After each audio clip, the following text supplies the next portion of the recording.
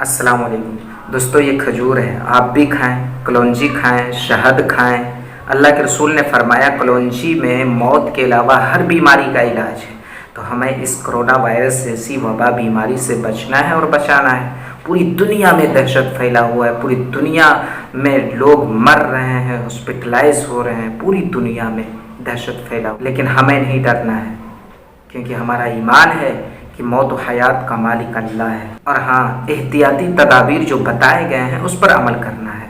माहिरीन का कहना है कि अगर आप किसी वजह से डरते हो, घबराते हो, डिप्रेशन में जाते हो, तो शायद आपको कोरोना वायरस नहीं हो, लेकिन कोई और बीमारी हो सकती है। इसलिए हमें घबराना नहीं है, हमें बचना है।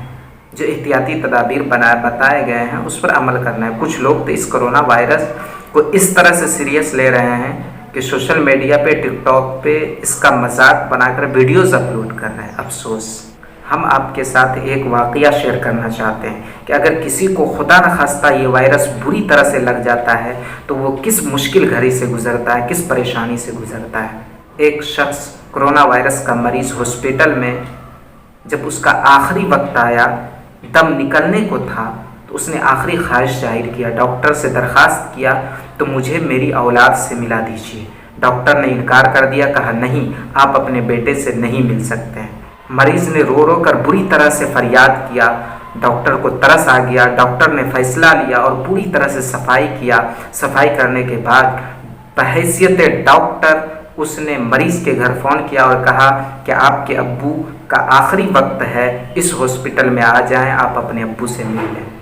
तो बेटा ने जवाब दिया कि नहीं, हम नहीं आ सकते, क्या पता ये कोरोना वायरस हमें भी लग जाए। डॉक्टर ने कहा नहीं, ऐसा नहीं होगा, हमने पूरी तरह से इंतज़ाम कर रखा है, आप आएँ, अपने अब्बू से मिलकर जाएं। फिर भी बेटे ने इनकार कर दिया। अल्लाह अकबर। इसलिए हमें इस कोरोना वायरस जैसी डेंजरस वबा से बचना है, एहतियात करना है, खुद बचना है, दूसरों को बचाना है, देश को बचाना है। खुदा न खास्ता अगर ये वायरस इंडिया में बुरी तरह से फैल गया ना, संभालना मुश्किल हो जाएगा।